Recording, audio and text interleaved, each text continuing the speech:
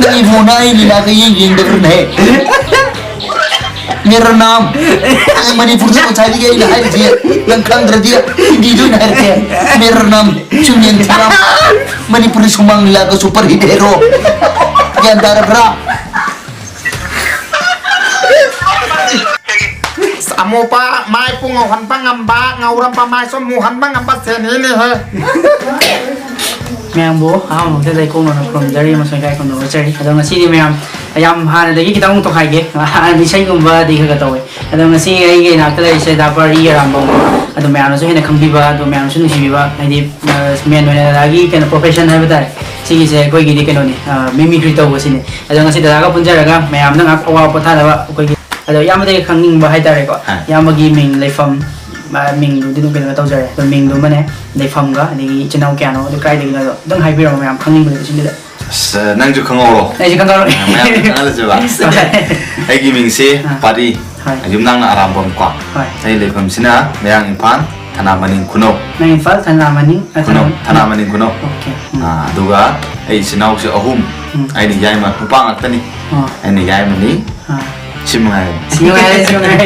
Payam nungai ko dah ngasi aina semuanya video ko tu mina jadi ayah beri bersih. Yang thagak cari ko channel lagi su dari kunci damai pakwa ni hen khangbi baca hen khangbi na jadi. Ado ngasi to besi de call tauraga mingonda dadana mimicry tau ni. Mingonda call tauraga. Call tauraga anon de. Akan buku di tempat tu miau tu siapa. Aina tau tu dah call. Aina tau tu di dalam. Nang khangde mi ni khangde mi tu tau tu ba. Ai ju khangde. Seperti ni. Call tauraga kau hai tu je. Oleh mukon saja tu. Jangan itu nak. Khai trả đây. Mình đi làm với các bạn. Có xài em lên.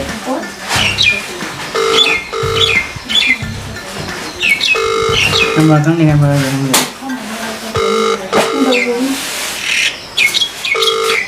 Khai khai luôn.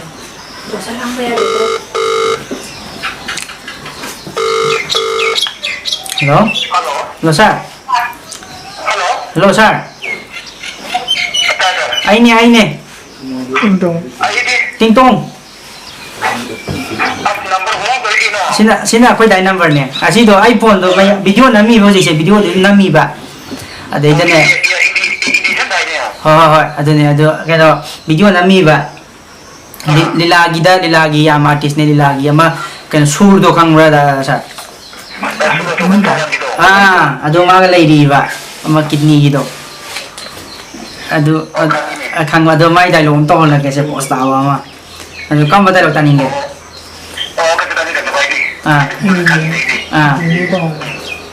Kam bata lo taning no. Kam bata lo ta si ke.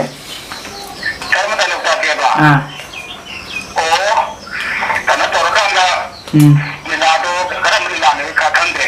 Milado koi gi. Nupi je mana pontok sate na kera kanda. Nupi na amma hero amadu khamna makanda. Halaka mana yam tiendana. Puri ke lo ko do. Training lo ro thoro ka madi mangana bo ke mana ka nupi ra haija ki la sama tamda. Saji sanai nga gitu. Nupi di ato pelu ba ama no shimera maga. Mana ma tu ya wana khangde ro ka saba mana TingTong se ba tu mata am yaw ne karam le lan te khangde. Sanai nga gitu sama daro bata keno da so sini da. Puri ke lo ko mana kappo gitu. Puri ke lo ko kappo do. Santai nga view ko. Terima kasih. Ama puri ke lo ko ga ama kappo gitu. Mana hai do hai gen to ga mana nang pagi ro ba nang pagi dong to kinu to. Oh, dekat. Thôi đi to lagi có thể. Đúng rồi.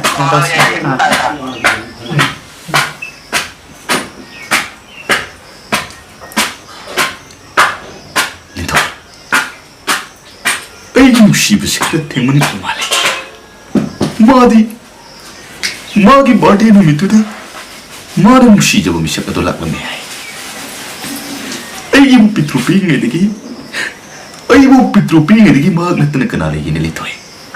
Nang, ay amadi ma, aku ibu pitrupi nanti ni lepas lagi. Ay nang nasi pu udah mana nanti nato bukan amat suka letih. Itu pun madi masuk sanglam ni. Magi musibah di. Namit itu tu kuat lagi tinggal apa? Magi dah tahu ya ibu mesti kata tu kaya apa? Ini musibah sih jauh kerja teman kermal ini malah ni. ꯑꯗꯨꯕꯨ ꯃꯥꯂꯦꯝꯕꯤ ꯑꯩꯅ ꯃꯥꯕꯨ ꯃꯔꯨꯞ ꯑꯃ ꯑꯣꯏꯅ ꯅꯨꯡꯁꯤꯕꯁꯤ ꯅꯠꯇꯅ ꯃꯥꯕꯨ ꯑꯩꯅ ꯑꯇꯣꯞꯄ ꯑꯩꯒꯤ ꯊꯃꯣꯏꯗ ꯂꯥꯠꯇꯨꯅ ꯊꯝꯃꯤ ꯍꯥꯏꯕꯁꯤꯃꯇꯪꯗꯤ ꯅꯪ ꯁꯣꯏꯕꯗꯒꯤ ꯑꯣꯏꯅ ꯐꯥꯎꯕ ꯅꯪ ꯍꯥꯏꯗꯣꯛꯄꯤꯔꯛꯀꯅꯨ ꯃꯥꯂꯦꯝꯕꯤ ꯑꯗꯨꯒ ꯑꯩ ꯅꯉꯣꯟꯗ ꯔꯤꯀ꯭ꯋꯦꯁ ꯑꯃꯇꯪꯒ ꯇꯧꯖꯒꯦ ꯃꯗꯨꯗꯤ ꯅꯪ ꯅꯨꯡꯇꯤꯒꯤ ꯗꯥꯏꯔꯤ ꯏꯕ ꯅꯠꯇ꯭ꯔꯥ ꯅꯨꯡꯇꯤꯒꯤ ꯗꯥꯏꯔꯤ ꯏꯕ ꯃꯇꯝ ꯑꯗꯨꯗ ꯅꯨꯡꯇꯤꯒꯤ ꯊꯣꯛꯈꯤꯕ ꯊꯧꯗꯣꯛ ꯏꯕꯗꯣ ꯉꯁꯤꯒꯤ ꯊꯧꯗꯣꯛꯁꯤꯃꯇꯪꯗꯤ ꯅꯪ ꯗꯥꯏꯔꯤ ꯑꯗꯨꯗ ꯏꯕꯤꯒꯅꯨ ꯃꯥꯂꯦꯝꯕꯤ please Oh Jesus. Oh, tamo nuwaibiribo. Nuwai ai kainomda haizagire. Oh yeah. Nang isi sum paama matamda iyamadu inawpasin nupi thige tai. Hoi. Somi nupi adu nupi baba. Oh ise tamo ise nupi thibase sakse phajadaba aigdra nupi phangdaba aigdra hojik pukse thidriye. Sak phajabadri adi lako bi hero sri ai nang heleba jai asani aduda chili la dialog sum nagi pusi thoki bi yaro mana ai ri signa ja. Oh tamo adu ise kanone video da haibudi haijar roige. Now we tamo yam soki mun khalai jaba. Oh ai mari mata khandre ije. Ai Wait a chu minute. chu solo thok na bade khandra pone. Oh yeah, we tamo khang bina se do no we pusi kai gum ka conflict lai bom kar lai ye do tamo what is in a video ni na haijar da bo ne. Oh tamo khoi su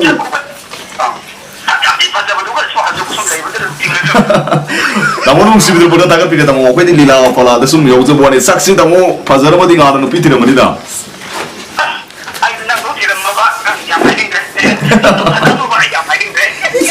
na oi pun sisi tamo sum lila ro sum loisin dore tamo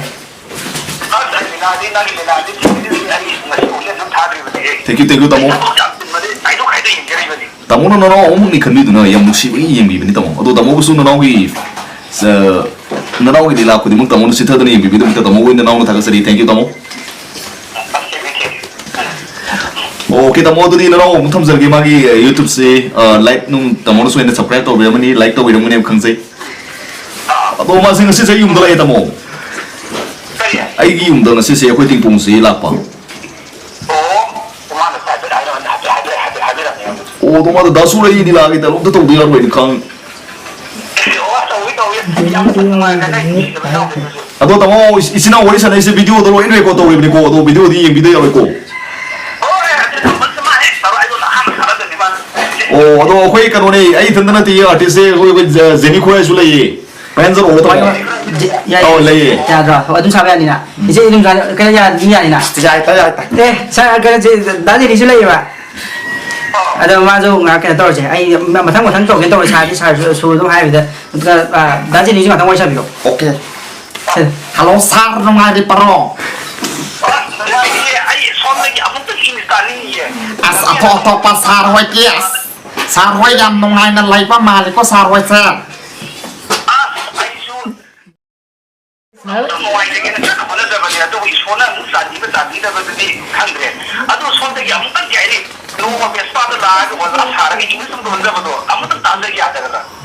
Kaino osa na wera ka ang wata inis lolo hai sa lai se pai ti palor hang sa pa ka tani as ato pa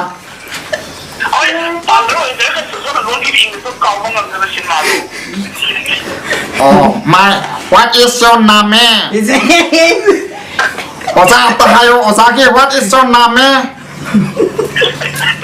My name is Hado Asita thong na pasele ni osa cha ngang no pi mayam no na pata na taw le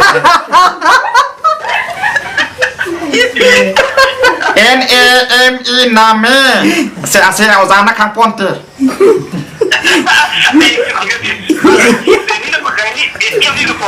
Where is your home home hai to khang bro sa Where is your home Ako inisam lingak pamini ko. Yo nakapa sampan pom nam kaya inis tama imi.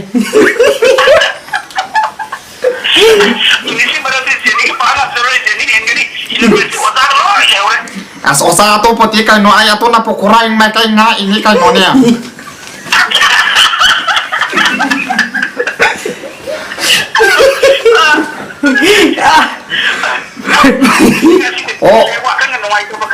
Oh corona ora su corona na pa paraka osa su ai ki pala tam tala osa ma na pam ta phasana sento ke ka tora ke ya sa ini sakse yang Kita ocaki sakto jeniki palata sangat dia Filipin langat to je kau nuko sa.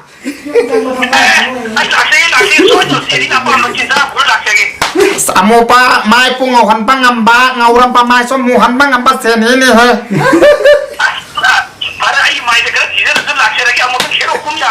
Sa tu dia roita kadai tadi mai tu pacato kar ka seran turan na hai wa kan ka khangkala ati ai palat thong no ni ko.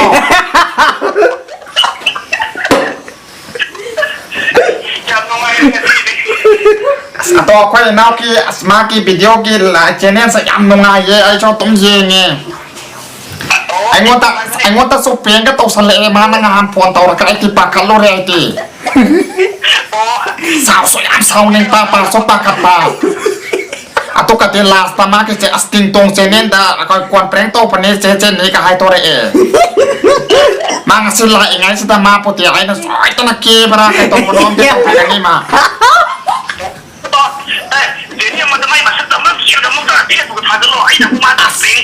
Saya nak sepas orang roy tak kira so.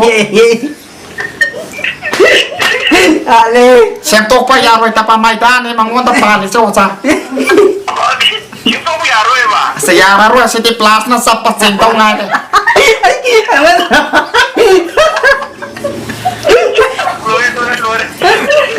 Oh, asom ta nga makat na makeup to rio sa tan roy sa luki ke. Wah, apa TingTong ka sana pira mo am tala o kay nong pura sa amin na si. Ôi sao tôi cái tôi cái phone chứ ông thầm à tôi xem video gì anh tập video rồi cô thôi sao tôi làm phải đâu rồi tham gia cái gì gì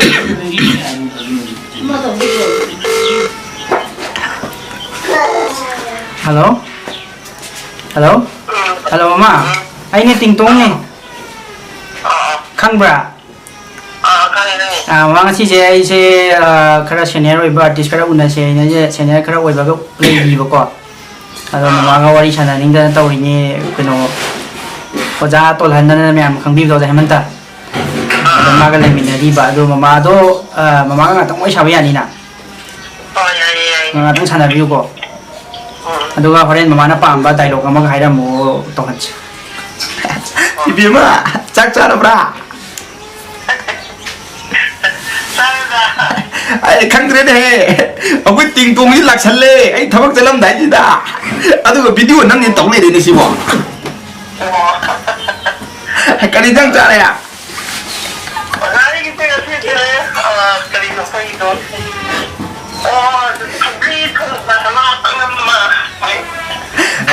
ibe man lok do mun di sauri de pharam ni ko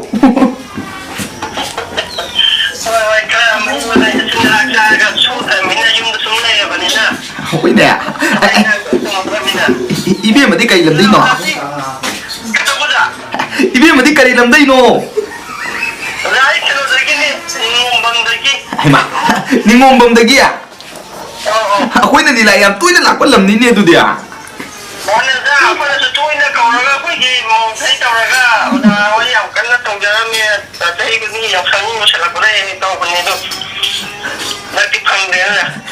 corona rồi đó mà tầm này chỉ đi cái này tôi nghĩ mà tầm nhầm này à corona thế này bây giờ mà khá lại khangde hay gì chứ đâu mà cái gì ba thì bây giờ mà ông thì mà tầm mấy bữa cái này hình cuốn nó bớt thà đi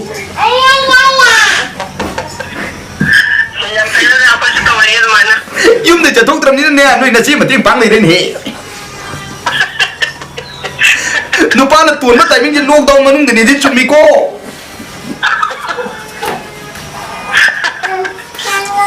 hello mama wari yang nungai to mama na sa to an lagi apa ba dai lo ngatang hai view ba Quả sao muốn được apa na ga oh tu dame to sa lagi qua cái phòng này có khối rồi bung ngọn nuôi nhìn tụi lai đi nè bây mà nuôi tôi qua cái api đi kìa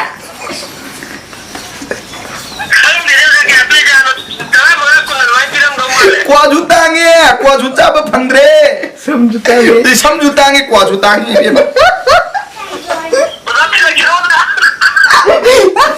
Tilakiraba. Ising itaw di sa tiko, may corona dyan. Ay, kwa, tilaki nila pitakin, he. Ay, hindi niya, may draw na pangturo ko. Ha? Hoy, he, may draw na dumlaw yan, eh. Wala, hemanta, haro, kwa, ito pa ito, he. Nakaya haraw rin ito tayo phone siya. Ang mga ito pa damang ito, ganyan ba ko? Video, ato mga sige video siya yung dapat yan, ko video siya yung video doon na video yung jadi nungay ba kangway ba? Ay, hapak ko yung video yung dapat yan.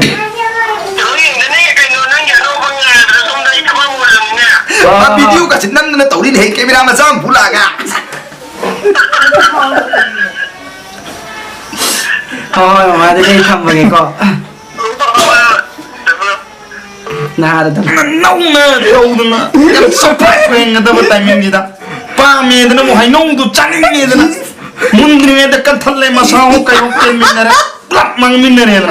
Oh, this is not pretty XOXO lang. Ang mga vlogger na. YouTuber mo dito. Yes, nung tao siya. Boni siya din ko. Boni siya ang siya siya. Sari sa TV ni dito pila. Yes, wala. Tao tayo. To stop the spread of coronavirus disease of COVID-19, you have to stay indoors. Step out only if it is very... Hello? Pretty eh. Wow. Eh, yung may bra. Ay kasi ito, yung kinawa din naman na surprise ko, hindi na kali ay guest ang mga liminary ba ko. Film star ko ito ini. Ano, ay kontalag kaya kanano, guest ako ko. Hoy. Hindi ko po tayo, eh. Hoy, ay, guest ko hindi. Kanano mo na? Nelson, Okay, ito di. Ito mo yan.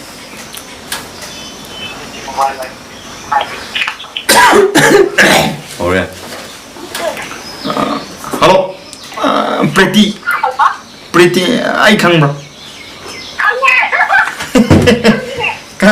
Ay, nang surprise ko rin ni kanano. Nasi ako kano de ay nagdalay. Ma yam suddenly khangde changselak pa dabo ni sumai to na call macam tang to ni na kanano na hang pretty ni yang popular yung ni no pretty chak sabi no kayo no antak tinang YouTube channel ni tha thagalak tina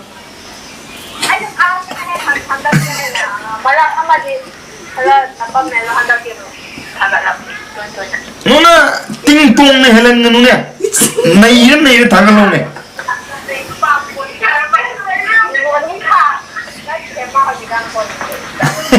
kana mamara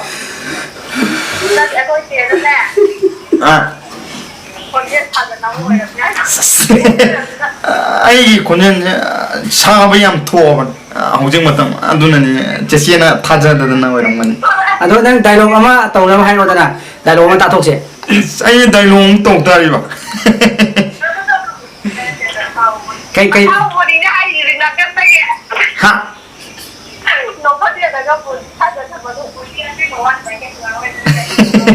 thong thok dialogue ama hai no kay no ay damo ni galay ni. Ay damo ni galay di ba nang apa ma dialogue ama hai no siya dai cha ba man dos dialogue to ai kan ni khang ni na. Na siang man ni siang daw ni da.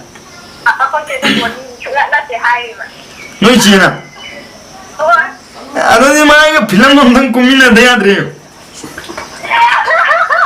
tomoni noi peng to wangang la to ramina ibu thajarak tramina ai saga jitting tung wangang je peti de to thajaro ina hairam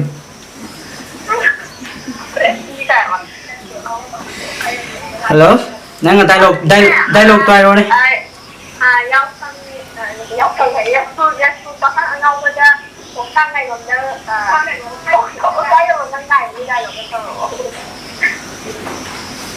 yes kun pakhangi oksana hairaga oksana yung nupi majalu tholak pangai bu na tho sas nang yang phajanaba nai rom khanjali nai ꯑꯗꯨꯅꯦ ꯐꯤꯂꯝꯗꯣꯝꯗ ꯊꯥꯔꯛꯎꯗꯅ ꯐꯤꯂꯝꯗꯣ ꯅꯉꯣꯟꯗ CD ꯀꯤꯁꯜꯂꯛꯑꯗꯤ ꯑꯝꯇ ꯊꯥꯔꯛꯑꯣ ꯀꯩꯗꯧꯉꯩ ꯂꯩꯇ꯭ꯔꯤꯕ ꯑꯗꯨꯝ ꯌꯥꯝꯅ ꯄꯥꯝꯖꯅ ꯈꯜꯂꯤꯕ ꯐꯤꯂꯝꯗꯨ ꯐꯥꯎꯕ ꯌꯦꯡꯗꯅ CD ꯐꯥꯎ ꯊꯝꯗꯦ ꯑꯗꯨꯒ ꯑꯩꯉꯣꯟꯗ ꯗꯥꯏꯂꯣꯛ ꯇꯧꯔꯣꯅ ꯍꯥꯏꯖꯤꯜꯂꯛꯏꯁꯦ ꯀꯩꯅꯣ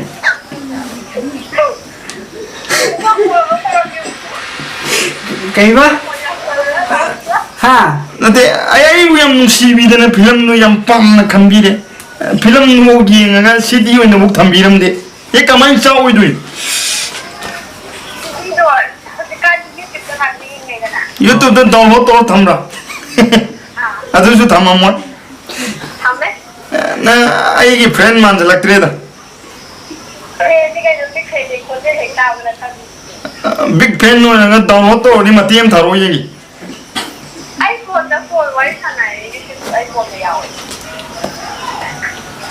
Oh, dialog to tao là gì? Adu mai je, tabra. Kara kaman noi ba ma hai ro ne hadi film moi dialog to kai na ni jum marak te yaw ni na du dia. Kadang kaman noi ba ma hai ro ni. Tien ni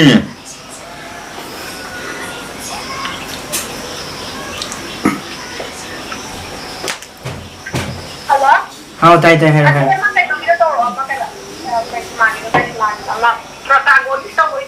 Oh, protagonist. Oh, yeah.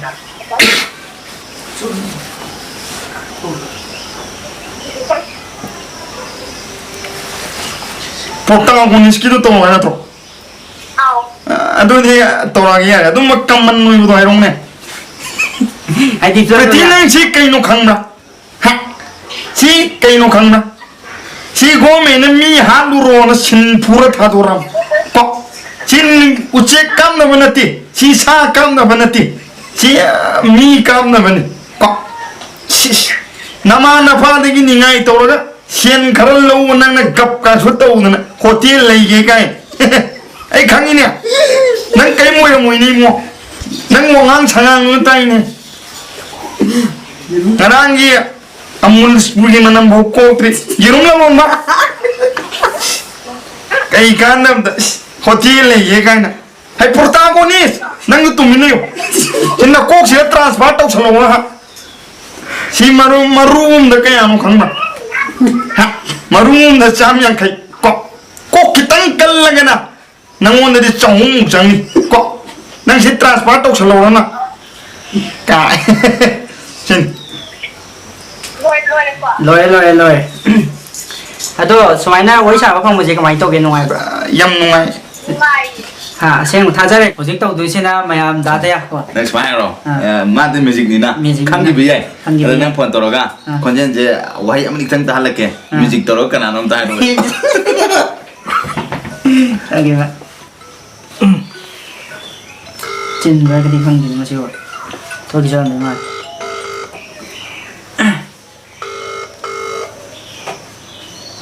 Hello, Dada. Dada ai nè, TingTong nè. Ai là xin nào quay đại number nè. Save lại vào xin number dạ. Thank you quay đại number. Cái nó tôi ai nè, ngasi je ai am special rồi bagia sang malay di ba. Ado ai konjel do tahan lak ke ba. Ado ga nè. Jig tawraga amta hayo nè.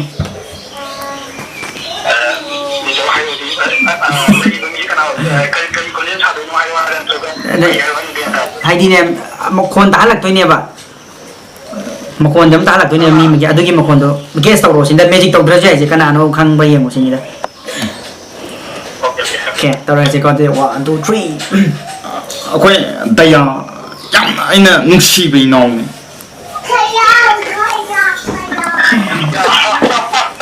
magi YouTube channel ai lu yeng yang telale Manipur da ko yang phajai Kenapa lagi?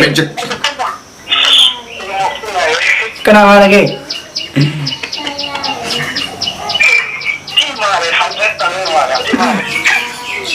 Kan ini Madrid pasti mana ya kan? 100% man le no mai jile dia ho ai tai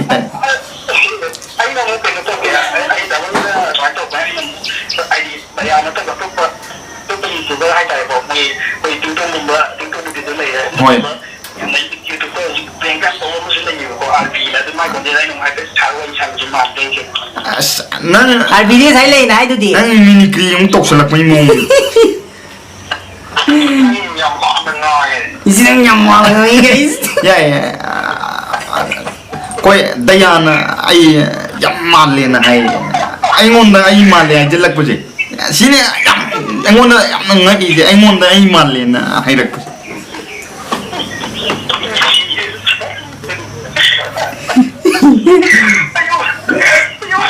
cái câu là bao lâu nói từ ai cái của cái mà chứ à ngoi youtube or jing ni ngoi ki de ne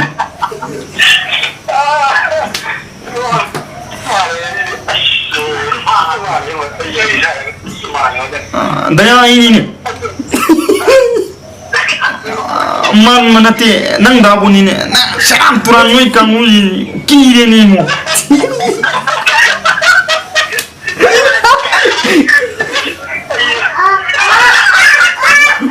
ngoi wai san no san le ni na kam kam na mai mo ni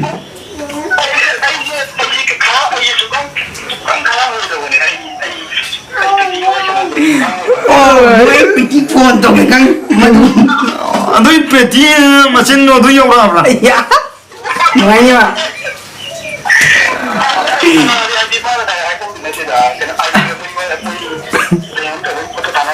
madu ang yang charang na ba nan so na yang na nau na đâu na yang surprise nga da ba timing dida pa me da mo hai nong du chaning ni da mundri me da kan thalle ma sa ho kayo ken min na plak mang min na re plak mang min na re se amun mu do khalle ga thim ni adu preti ai am song nó lười ma nong ngai ni nang ek phone tham ma yum da grenade ma ku do lo na tham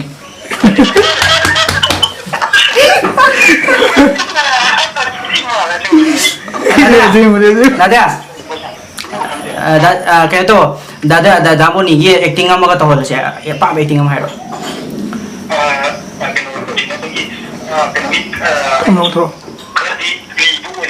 hai ro bây thu vào rồi lồng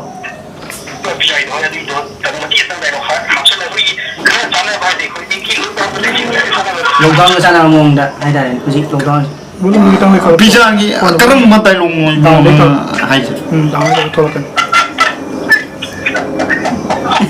비장이 필름는 풍만이 상이 필름이네 풍만이 들어가 또 우리 딸로 풍들이는 왜 또 어디가 나는데 칼라 이러네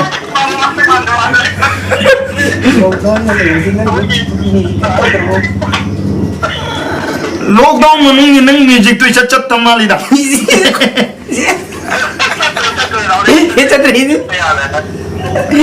nang khangde nang hairaga di ko nang music siam hairaga di ojai kai pami nang khangba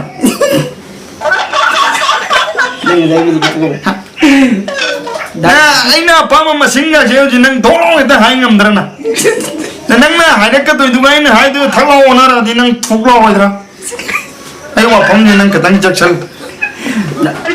दादा जे cái đó magic ông to là cái gì mà giảm hay mà mai này tiếng hay lên mày mai này tiếng ông to là kiểu ai nông na music tong ko nang to ri music tu di kai sulai pona ti no khong no pijara chana sagum ai to yo ji no nang na si kai nang cha uti tong eo uti do sang bra angau bra uti sang ba adude na uti sang ba da ngasi nang yam na sang ni nang mama na thong ni ko ada ai noi ma na thong do ai u ba na ti mama na thong do ai lak pa na ti ko nang ni yang da ngasi thong ma da kari gu ma khara taw re ba jai khang ko yaw re ai ba je ai khang ni nang di khang amo ada ai na khang og da na haira ga di nang kai kai yaw i nang khang wa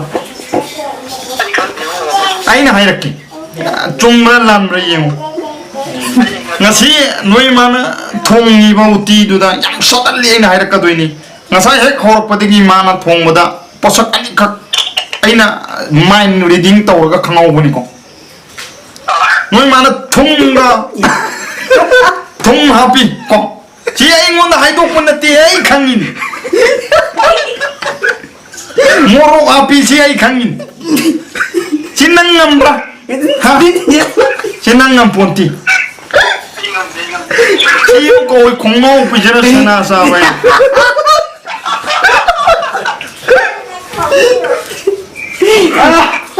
네. Hello. 내가 단사들이 많이 딩는 모롱 몇 밤에 여름 뭐야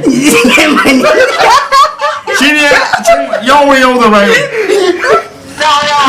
여우 아너 너무 왜 가요 왜 미지게 누가 주는 뒤에 왜 람람래 동는 미 Daun hitam tadi. Lawai ni mo, bamole kai chalu noi bamole kai le tra. Ai mayang ni pham do honge law. Boni mayum cha chalu dai oi cha ni mo te sing mai bitakani. Ona ni silo. Ai, Dada. Aduh, ini video game mana ke? Semuanya dah pari, hai dah pari ni, ini lebih najis. Nampak tidak kan jauh tu.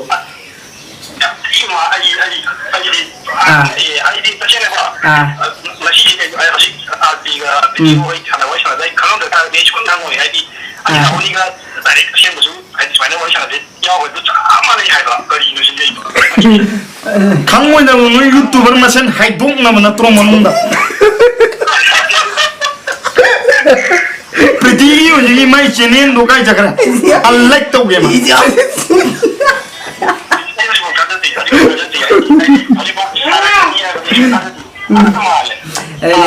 Ada yang mare ko.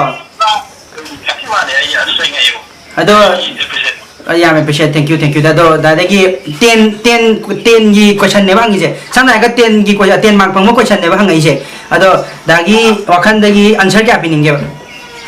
Mark ayo ni answer ni. Mark se. Mark kya pining ge ba? 10 out of 10 da.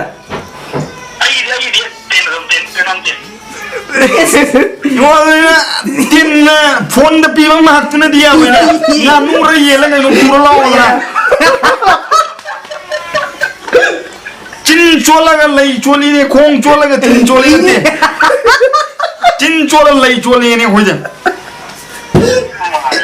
Ai video namro kan ai no na thong thum pu thu hai ro sa do puro ya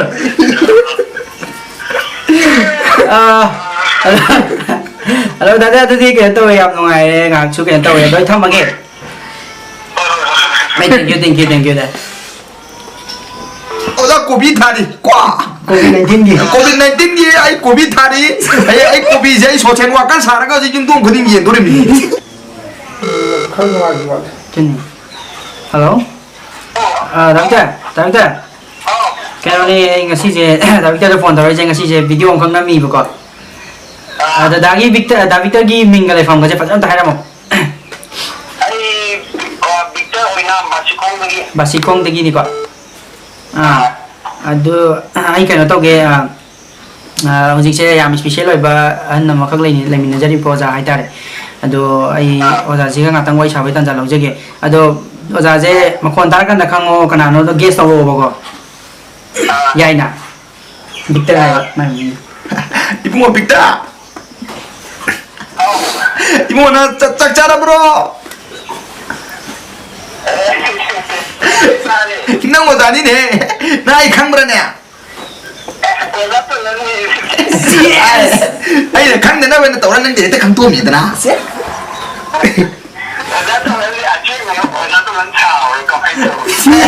Ai nanti lah nang TingTong Edi mau video om tenam dia rồi có tau lên này. Ada mau mấy ông được phone tống nên nó muốn tống im gì nè.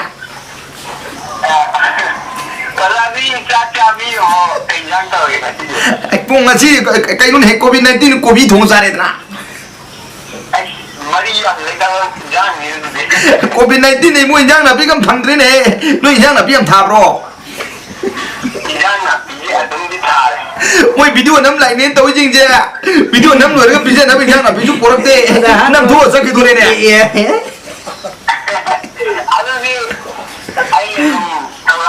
Ôi cái thì nó 나는 들어오고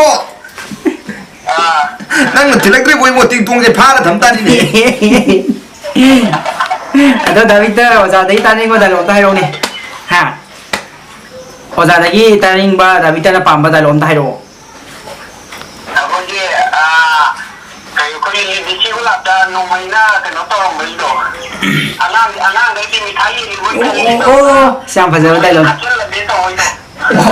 아들 대록도 có giờ 하이패티닝 쟁이 진짜 이거 미기 대그러면 농담도 돼 용어 매암도 용어 짤래 리지 지기 미기 농담도 다 행도 용어 매암도 르르 찡토해 돌로 르르 찡토해 안강 맞아들 강대 본데 빠랭 돌레이 봐 빠랭 리부 가 양아는 미 다이 레가 두닝들 뭐디 빠랭 랩짜리 봐 아들 가 돌아 파야 안강 도모 바다 까빠 하트야 뭐이 마 봐 짜지래도 비 짜도 봐도 뭐야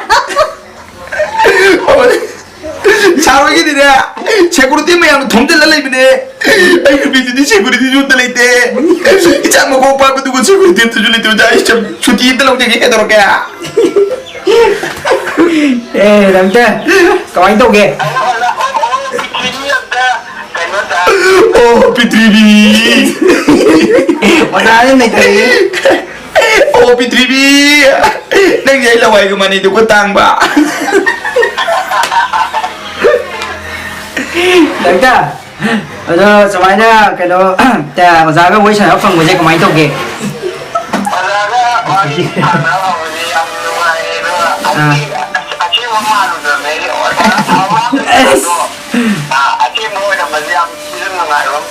thì như vậy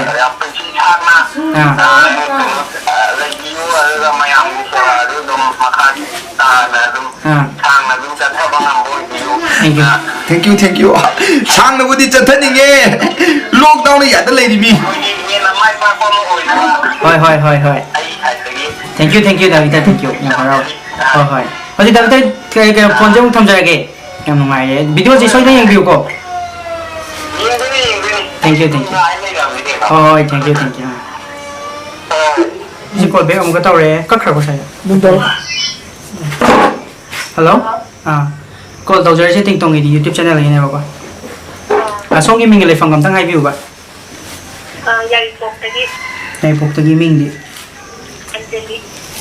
này phục tagi Anjali ko ada nga sisi am lai upa ba mi moi video ne yang nga tang awa patanaba somda guest amagi makon kakta sa lakyo tahalakyo ba ko hai mi se kana man ge na somna hai biro ko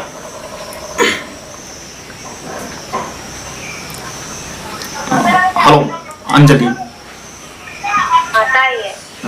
ai nang bu yam na nusiba nabung makak ne ko La. kana man ge cái nói nó yam nusiba chân ne na ra nang na noksal le ai khangde na ho na bane yam lai na khangri chân mo chắc charo ngasi kari mathel no sumaina khangau gna aiga wari ga sana bi chal kai phau gi chan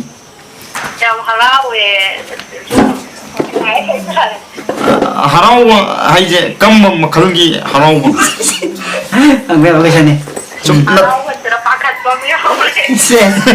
cái đó mới pakat lên pakat cái nó chắc mà này có nabung mà này ado janna boni yama boni degi taning ba dialog ko badi le bani na khalle kai dialog ta sige matang nam koi video da ko mathang call do ni na ngasi magi youtuber gi viewers sing ni ma pel hal lagi ne khalli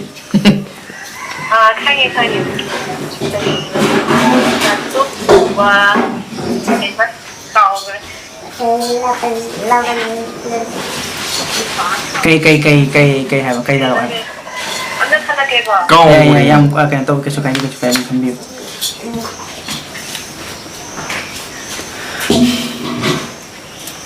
anh chị không có từ chẳng là cái tàu hồng ini nawai dalam dia yang dilagi yang na li dewa lila ni ne pija ko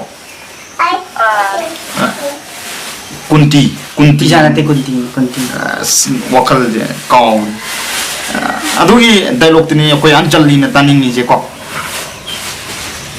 okay nabung chen gi tama masi TingTong gi site te ai to midam ini khang khang salong phogila bujin thuk lo ai kha vela snong thang ela slang do ela che ai mo phom ji da pham ma lak na ti ai saw ba lak kai ngoi na ngang jing thang lo koi me dam na jam ta khat pi ri anai samang lak ni ai tampak pu ni tampak pu ya re ko Chào lâu đi. ai yo ji dai lok to ko anjali nang thuk lo ichang ni thamoi pel ado kay nam tang jage sumaina koi call tawraga dabu ni ke wai chana phangbiba ado som da kai phawbi ba lege kai haining ba lege tang haibiu ba Chào lâu đi. Thank you. hai Juga tahu ni tu. okay Jadi viewer pun maksud TingTong Edi di subscriber tu video. thank you Juga yang kalau is macam video berikan nama dia. ado video di yeng ko na subscribe number count in like Ia ngawang kau yang dia. thank you yam harau je do ai ke to jage yam harau ai next matung chance phang sum call log ke do ngasi ni call chang tham jage ko okay hello Adibit wari sabe bro kai lege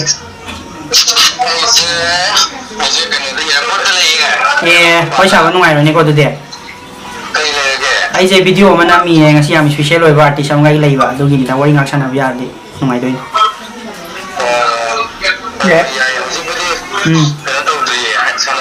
ai do di am nungai de da la je me am khang bi ma ni fare block ki admin du ne me am su subscribe to bi ram mo da channel de da kano ne ado hojik sei je David kano je ai makon ta la ke boko adum ai hai to ke ta ke do ne wai sana bi koi han sing ya ta re oja tol han ni khang heman ta ko oja heman ta adu na tang wari sana ro ki tan ja hai ta na tang lo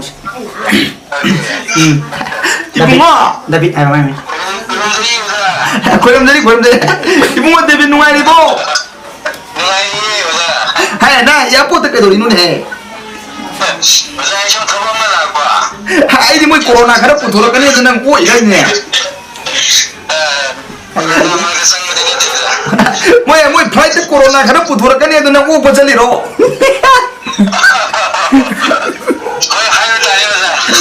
ai mo na nang la kanu ko baza wai ji corona na hatra jo anu selang ni ji ko matam loi ka dura bani adu nang la anu mo adu ko airport lai ro hai mo ai ji cha di kai nang sa ba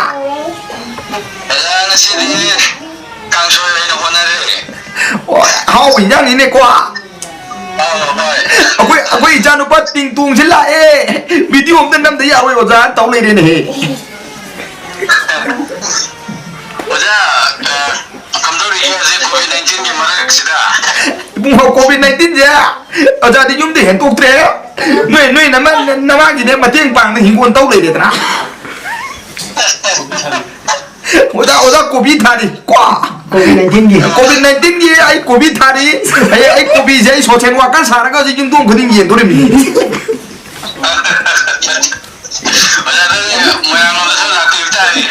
moyang om da moyang di kin na tin he ado David ke oja de gi yam tani mo dai lo on tang ai ro dai lo mo jam to bo je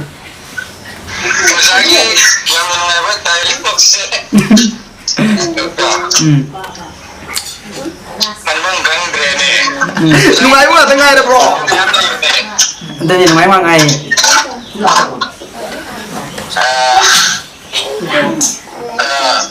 kanmang di khangde ba ko do za ni question kan tok jani ne ya ka ni ko no hai ro COVID-19 di issue su le bani le bak se hoi ado za na COVID-19 ga mari le na ko entertainment ba da ma sam kan alo boy bani so yang phajaba dai long ni ko du di ai tau ra gi yar ba to yo za hauji COVID-19 hairiba laina asina Manipur su mayam jam chale kwa maram aduna kana gumba mayam punamangna gyan tabi du nei sai sana khut sa se sanitizer tawraga phajana hamto piro adagi lambi chatpa matamda mask samu piro kwa adagi government piriba social distance masi ngana sapiro pakata ba COVID-19 ja Manipur da thorak dana mayam punam to hona binaji natraga di lockdown sina ne Manipur da lady mayam cha phang na si tare yaraba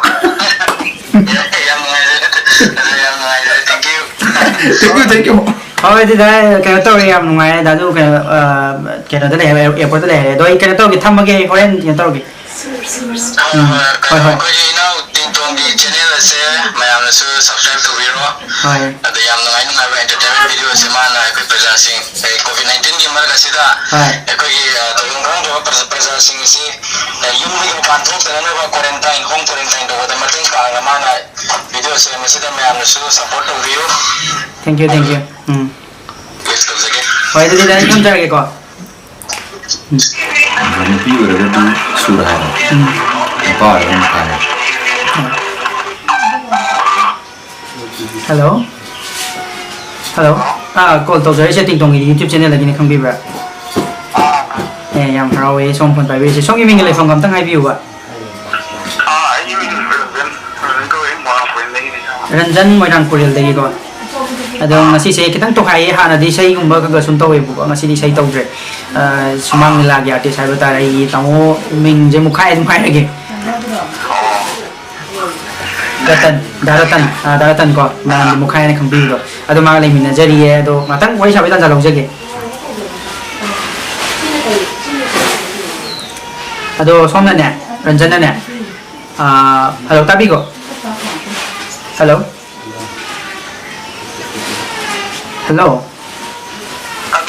tay tabi ba cái nó xong là tao khai hay đây tao khai thì yang pam đi ba đại lục ông có tăng hai video đại lục tôi còn chơi cái gì cũng sao biểu rồi mà tăng nguyên đại lục tăng hai video đại lục chơi cái film thì cái để làm cái đây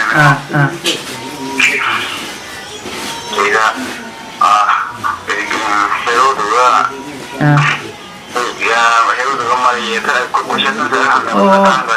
portion đâu rồi này ta xin lỗi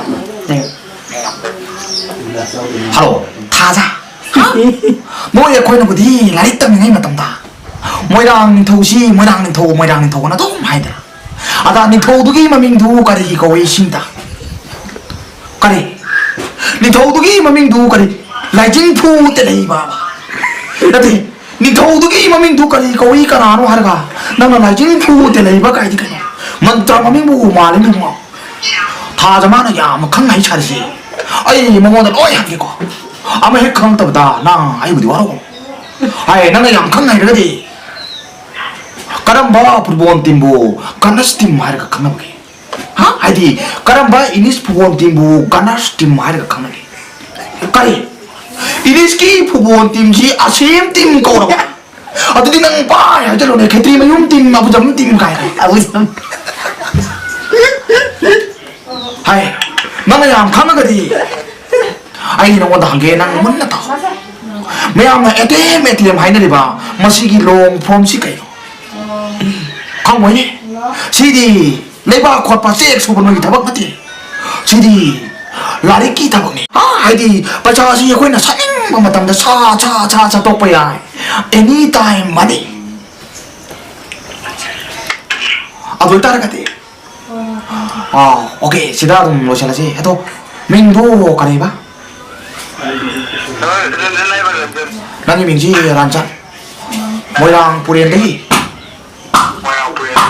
oh yang lapi moirang purian sih oh jadi lockdown sih kamai tau di rancak lockdown sih kadang semuanya cara mulai membantu buku pelajaran ni oh jadi bapak apa tuh kusuya kami na imong datang cara tuh masih datang opai lagi ado koi YouTube channel na koi TingTong Edi ai nak ta nai ba cái video cũng namin na tayo ate na ai ngor kan hai ba tagi ai gan namin na re ꯑꯗꯣ ꯑꯩꯒ ꯋꯥꯔꯤ ꯁꯥꯟꯅꯕꯁꯤ ꯉꯁꯤ ꯑꯩꯒꯤ big ꯐꯦꯟ ꯑꯃꯅꯦꯅ ꯈꯟꯖꯩ ꯌꯥꯝ ꯅꯨꯡꯉꯥꯏꯀꯣ माने ताऊनी जिससे हमने ताऊनी डायलॉग को दिया डायलॉग से हम दिला आनंद मना फिल्म के वो तुम आनंद मना ताव तुम लोग नुमाए वो Morning teacher, down the number of the young. Couldn't yang नुमाए में तांग वो जो है ते ना 이자옥진의 ям 누시는 얘기미름이다먹다 다같자리 마tung taba 거기 필름 아래기 거기 리라다수 이나오면 subscribe 좀 덮슬라모 ayamdi si big fan ng pangena yam tin harawi makala na haraw dialogue to okay di ranjan yam haraw re call siya mong tamage ko 뭐 들어가고요. hello nang kay nay ke nay mawai lay bra pulak lay minaro no chewai pulak nungai na ba ay kananong ga lay ba nungai doin to taminaro yan nok toy nói mà hỏi cái plug lên mình rồi và nói mà hỏi nói chiều ai quay sang làm gì ta luôn vậy ồ dạ đấy nói mà hỏi chạy nó bay để chạy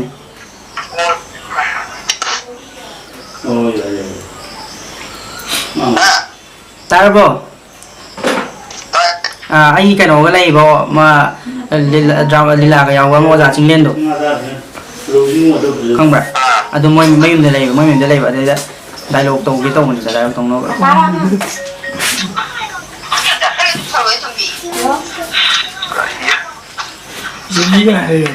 hello ha sahal lagi pagi nanti ping nanti ai chat le yum da lai ti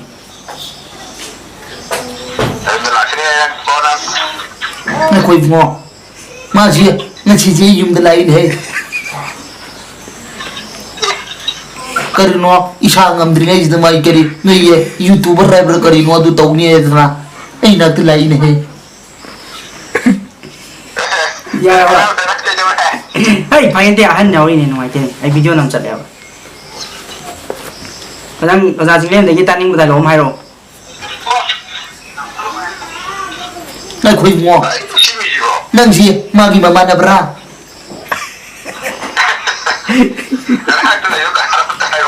ai ni ne no mo ja ting le ni ne ni na to ma lai ma gi youtube am tanam de ya de tra ma ya ma jing la bin dari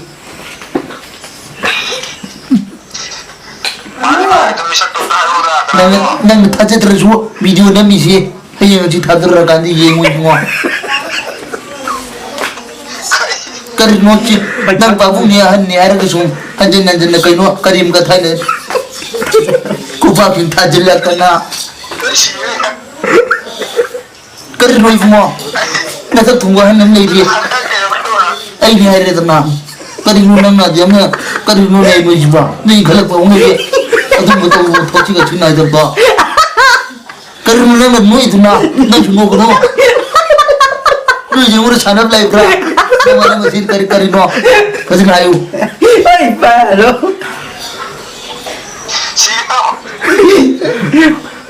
nói mà phải lộ rồi thay vật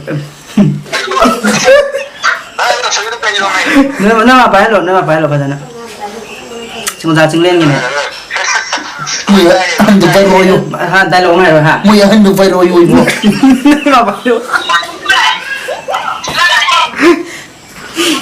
hello nói mà thôi ta phải lộ này tay kari no noi na ga wari sa bi mo no ko ga ki ba ga wari sa bam khang de ne kari này cái là sao đấy nó xí bò ngồi gì cái nó ma si ngang ya ma ji song ni tu na video ko dok chla ka ni ko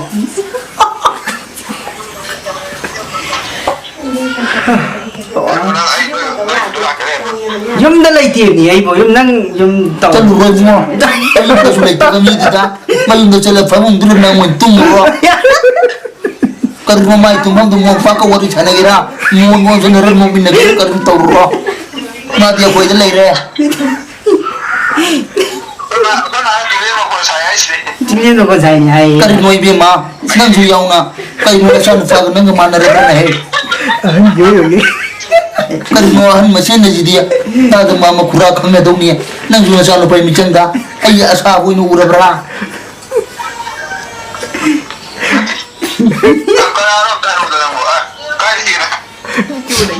Kadi ay video na mi. Chalo dai masih angang di kadi angang ai ni ai kenalo juga kari ngo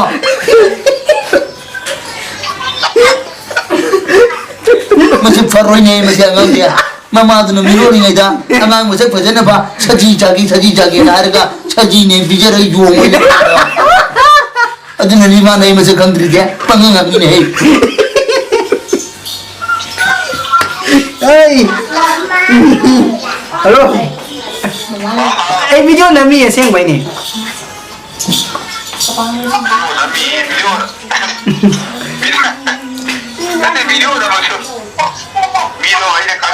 ni dia nak babung sini ni hari dah yang hantu kita nak ibu nai ni nak yang dah naik मेरा नाम मणिपुर से उठाई गई ना है जी खंगde dia pijou ना है मेरा नाम Yong मणिपुर सुमंग लागा सुपर हिट हीरो जानदार भरा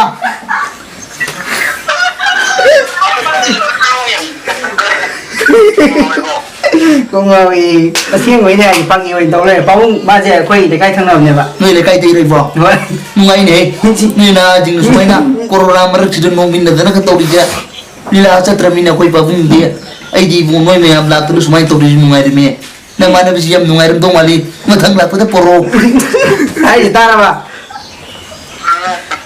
mathang la pu poro bo Yong gon nam jin ge ai mo khangde ne oi oi adu dei tham ge ko ai video ki nam me bani nang thaja drama le karena kari to bin hatu bejan fajana na mi macha ji hada ga nang kai to ga no na kari de season ne ga no ne ko ma je ina te le hai re dana ai kari mo ke mai ge mere to kari no ai tham ge ko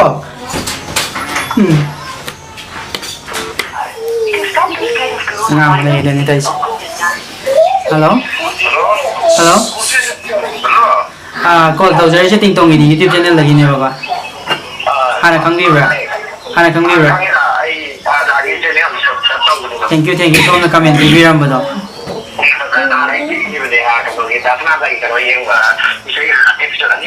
thank you ada song gi ne mingale fam tang ai view ba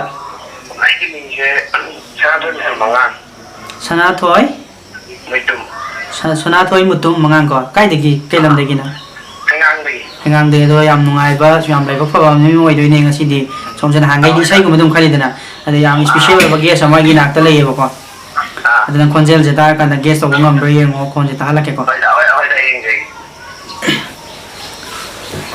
hello ming lo kari 오직기도 사나포이 모tum mangang 하이미 mani 양 파제 민도 싹 양 파제람 동만 kange daw ni guys di 에이 건전데 올라가 ngang 떠오네 칸톡 기분아 할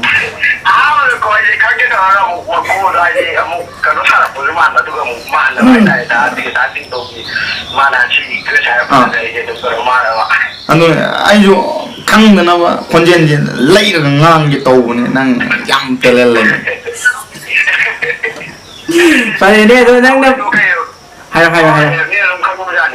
ha ada nang pamba dabo ni ge dialogue ma hayo ne post aba ma dabo ni ge dialogue she ama yaskul bakang ngau ko gi ama balana phone no gi kan oh ya matem yes kun pakang ngau gi balada call to bu balada ana ko ko ga rayo tai check shop tai ngasi de nang jam special oina nei ne ko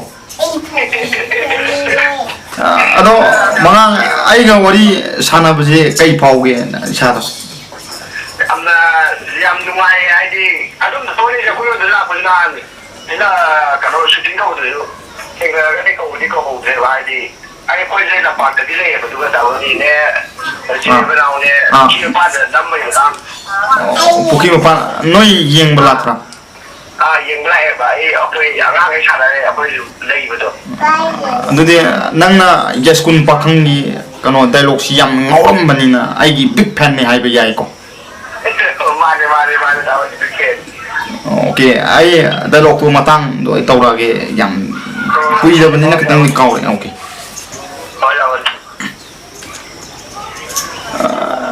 ए बाइको कना हाइनो आई नंग जीदे कना हाइनो नोई खुंगी कना यारे को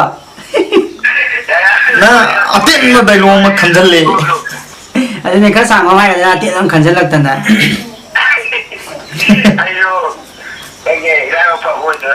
Hoài. Ngasi diam surprise ni.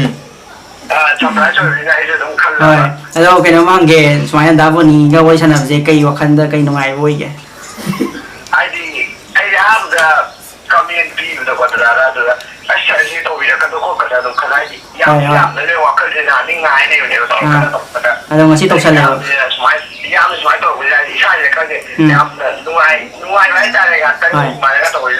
Why shall I come with it? Hoài. The other way shall I come here to go? Only why shall I come with it? Hoài. Yam, I like that. Yes, yang harau ye koi channel lagi su song pun sila mai pak pan ngai moi bio do last one wam tang ngai ge boko. Okay. Hujiki wai channel to kai gumba boni aseng boram ta nang won kai phau ni. Boni aseng boram ta di. Yam no ai phau ni boko. Oyam jagadi. Oyam jadi itu sama nanti ID itu kayak ini itu koi nggak tahu mau itu mau yang beli itu itu nungguin nuai aja dalam semua phone lagi phone tuh beda beda. Alo mangi mong ye last time ye boni nati kan har tong man.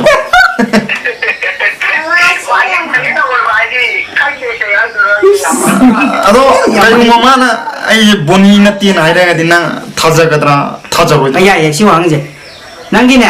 Namun dah si boni aseng mani seng dah bani nang hairo. Hai de madi call prank to mini na jam thaja gandi mayam nako. Suddenly isa mak nang ni jin. Ang chu ID makun cha bale. Semuanya dapat di makun je, semuanya ngang ko wa le ko.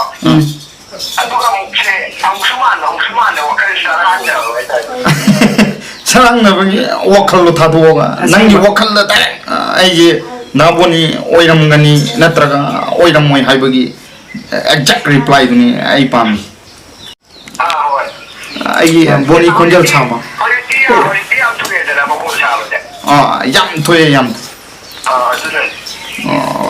myam lei adu dia seng mana tre ma thajadre ha asing wer ma le dai di pada boni dai mana ma kai to ri la ko ya Ayo sing lagi se dah boni second ni dah pari gimana tak lagi ni boko. Dah boni asing mesti wajar orang punya dia. Tu nanti wakan jadi boni ni asing walau ini terus. Mana. So dah pari ni ayo sing lagi se dah boni asing mesti nanti. Ado kini dum agi sum nungai na batau ini. Kasu nungai tapi kau tahu lagi teko. Yes, adanya. Thank you. Na lang phang khang ko. Soy na boni ni ga mayum cha chalu ni big fan ni na. Wari sana gram ni na. Sa ni mo tam itte noi na tai motive la na ising mai puto kai. No sen tong ni. Thank you, I call some time jagi kau jadi. Okay, thank you sangat, thank you. Yang mai, nasi yang mana ubah isu experience pakalam ni, semuanya dah so kan oga tinta kau ikat tina ba, dua semuanya sana mai dua yang singkup cara mungkin kayak gini di, ay kita ngasai kita kau nak call tahu matung dah boni ni ada lagi kan oja tol han ni, na tak kiba sing dua sing berreal tadi, dah kan pari ni tahu boni, sedang ngak nungai ni tahu boni tu, yang iba viewer sing nasi tu kan tak view sih se, kau jadi rebuild tahu kita. ꯇꯧꯗꯕꯁꯤꯒꯤꯗꯃꯛꯇ ꯉꯥꯛꯄꯤꯅꯕ ꯍꯥꯏꯖꯔꯤ ꯁꯤ ꯉꯥꯛꯀꯤ ꯅꯨꯡꯉꯥꯏꯅ ꯇꯧꯖꯕꯅꯤ ꯑꯗꯨꯒ ꯇꯧꯔꯤꯁꯤꯡꯁꯤꯗ ꯎꯁꯤꯠꯇꯕꯒꯤ ꯀꯔꯦꯝꯅꯕ ꯀꯩꯗꯧꯕ ꯀꯔꯤꯝ ꯅꯠꯆꯗꯦ ꯉꯥꯛꯀꯤ ꯅꯨꯡꯉꯥꯏꯅꯕꯗꯨꯒꯤ ꯃꯥꯒꯤ ꯅꯨꯡꯉꯥꯏꯔꯤꯉꯩ ꯇꯥꯟꯖꯥꯗ ꯍꯥꯏꯗꯣꯛꯎꯔꯒꯗꯤ ꯅꯨꯡꯉꯥꯏꯗꯣ ꯑꯗꯨꯒꯤ ꯀꯩꯅꯣꯗꯣ ꯂꯩꯕꯅꯤꯅ ꯌꯦꯡꯉꯀꯥꯟꯗ ꯈꯪꯁꯅꯨ ꯍꯥꯏꯅ ꯇꯧꯅꯤ ꯁꯤꯁꯨ ꯃꯉꯣꯟꯗ ꯄ꯭ꯔꯦꯡꯅꯦ ꯃꯥꯅꯦ ꯄ꯭ꯔꯦꯡ ꯌꯦꯡꯉꯀꯥꯟꯗ ꯈꯪꯗꯣꯏꯅꯦꯕ ꯑꯗꯨꯒꯤꯅꯦ ꯑꯗꯨꯗ ꯃꯌꯥꯝ ꯋꯥꯔꯧꯕꯤꯕ ꯌꯥꯗꯦ ꯉꯁꯥꯏꯒꯤ ꯇꯧꯖꯕꯗꯣ ꯑꯩꯈꯣꯏꯒꯤ ꯏꯅꯥꯎꯁꯤꯒꯤ YouTube ꯆꯦꯅꯦꯜ TingTong Edi ꯅ ꯂꯩꯕꯅꯤ ꯃꯥꯒꯤꯗ ꯑꯩꯈꯣꯏꯒꯤ YouTube ꯆꯦꯅꯦꯜꯁꯤꯗ ꯉꯁꯤ ꯁꯦꯝꯖꯔꯤꯕ ꯚꯤꯗꯤꯑꯣꯁꯦ ꯍꯥꯞꯇꯣꯏꯅꯤ ꯑꯗ ꯑꯩꯅ ꯀꯅꯥꯒꯨꯝꯕ ꯑꯩꯈꯣꯏꯒꯤ ꯗꯥꯕꯣꯅꯤ ꯁꯥꯔꯤꯕ ꯑꯗꯩ ꯁꯥꯔꯤꯕ ꯃꯌꯥꯝꯁꯤꯅ ꯎꯁꯤꯠ ꯊꯑꯣꯏꯗꯕ ꯑꯝꯇ ꯅꯠꯆꯗꯦ ꯁꯨꯝꯅꯇꯪꯒꯤ ꯑꯩꯈꯣꯏ ꯚꯤꯗꯤꯑꯣꯁꯤ ꯌꯦꯡꯕꯗ ꯃꯌꯥꯝꯗ ꯉꯥꯛꯇꯪ ꯂꯣꯛꯗꯥꯎꯟ ꯃꯅꯨꯡꯅꯤꯅ ꯄꯣꯊꯥꯕꯗ ꯉꯥꯛꯇꯪ ꯑꯣꯏꯔꯁꯨ ꯅꯣꯛꯅꯕ ꯉꯥꯛꯇꯪ ꯑꯣꯏꯔꯁꯨ ꯃꯤꯠꯀꯤ ꯀꯨꯝꯍꯩ ꯑꯣꯏꯅ ꯅꯨꯡꯉꯥꯏꯅꯕ ꯑꯗꯨꯅ ꯑꯩ ꯁꯦꯝꯖꯕꯅꯤ ꯁꯣꯏꯕ ꯌꯥꯎꯔꯁꯨ ꯃꯌꯥꯝ ꯄꯨꯝꯅꯃꯛꯅ ꯉꯥꯛꯄꯤꯌꯨ ꯑꯗꯨꯒ ꯉꯁꯤꯒꯤ ꯏꯅꯥꯎꯒꯤ ꯅꯨꯡꯉꯥꯏꯔꯕ TingTong Edi ꯍꯥꯏꯔꯤꯕ YouTube ꯆꯦꯅꯦꯜ ꯑꯁꯤ ꯍꯥꯟꯅ ꯑꯌꯦꯡꯕꯁꯤꯡꯁꯨ ꯂꯥꯏꯛ ꯅꯝꯕꯤꯔꯝꯃꯨ ꯑꯗꯒꯤ ꯌꯦꯡꯗꯕ ꯅꯧꯅ ꯌꯦꯡꯉꯤꯕ ꯕꯤꯌꯔ ꯃꯌꯥꯝꯁꯨ ꯂꯥꯏꯛ ꯅꯝꯕ ꯑꯃꯗꯤ ꯁꯕꯁꯀ꯭ꯔꯥꯏꯕ ꯇꯧꯕ ꯀꯥꯎꯕꯤꯒꯅꯨ ꯑꯗꯨꯒ ꯃꯌꯥꯝꯒꯤ ꯁꯄꯣꯔꯠ ꯌꯥꯎꯗꯅ ꯑꯩꯈꯣꯏ ꯀꯩꯁꯨ ꯃꯌꯥꯝꯗ ꯄꯦꯜꯍꯟꯕ ꯉꯝꯄꯣꯟꯇꯦ ꯃꯔꯝ ꯑꯗꯨꯅ ꯃꯌꯥꯝꯅ ꯁꯄꯣꯔꯠ ꯇꯧꯕꯤꯔꯣ ꯍꯦꯟꯅ ꯍꯦꯟꯅ ꯅꯨꯡꯉꯥꯏꯕ ꯆꯦꯅꯦꯜ ꯑꯗꯒꯤ ꯅꯨꯡꯉꯥꯏꯕ ꯚꯤꯗꯤꯑꯣ ꯍꯥꯞꯄꯛꯄꯁꯨ ꯑꯣꯏꯁꯅꯨ ꯀꯣ ꯍꯣꯏ ꯑꯗꯣ ꯉꯁꯤꯒꯤꯗꯤ ꯂꯣꯏꯁꯤꯟꯖꯔꯒꯦ ꯑꯗꯨꯒ ꯌꯥꯝ ꯅꯨꯡꯉꯥꯏꯕ ꯃꯔꯛꯁꯤꯗ ꯌꯥꯎꯔꯤꯕꯁꯤꯡꯗꯨꯗ ꯀꯩꯅꯣ ꯍꯥꯏꯕꯤꯔꯝꯃꯨ ꯁꯤꯒꯤ ꯄꯥꯔꯠꯁꯤ ꯅꯨꯡꯉꯥꯏ ꯁꯨꯃꯥꯏꯅ ꯇꯧꯕ ꯗꯥꯏꯂꯣꯛ ꯅꯨꯡꯉꯥꯏ ꯍꯥꯏꯕꯁꯤꯡꯗꯨ ꯀꯃꯦꯟꯇ ꯏꯕꯤꯔꯝꯃꯨ ꯑꯗꯨꯒ ꯑꯗꯒꯤ ꯃꯦꯟꯂꯤ ꯗꯒꯤ ꯂꯥꯏꯛ ꯇꯧꯕꯤꯔꯝꯃꯨ ꯁꯤꯌꯔ ꯇꯧꯕꯤꯔꯝꯃꯨ ꯑꯗꯨꯒ ꯁꯕꯁꯀ꯭ꯔꯥꯏꯕ ꯇꯧꯕꯤꯔꯝꯃꯨ ꯑꯗꯨꯒ ꯃꯊꯪꯒꯤ ꯑꯃꯨꯛ ꯉꯥꯏꯕꯤꯔꯝꯃꯨ ꯊꯦꯡꯛ ꯌꯨ